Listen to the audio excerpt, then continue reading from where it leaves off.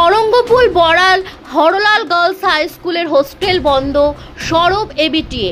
উত্তর দিনাজপুর জেলার Tarangapur Boral Harlal girls high স্কুলের ছাত্রী হোস্টেল দীর্ঘদিন ধরে বন্ধ থাকায় চরম অসুবিধার মুখে পড়েছে এলাকার ছাত্রী ও অভিভাবকেরা।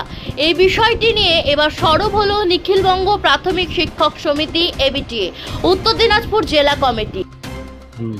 আপনারা সবাই জানেন তরঙ্গপুর বড়াল হরলাল গার্লস হাই স্কুলে যে পিজিবি হোস্টেল আছে সেই হোস্টেলটা প্রায় মাস কাটে তাদের জন্য বন্ধ আছে। আমরা এই মুহূর্তে তাদের অভ্যন্তরীণ যে যোগাযোগ আছে সেটা নিয়ে কথা বলছি না, প্রাথমিকভাবে তা দেখা হচ্ছে।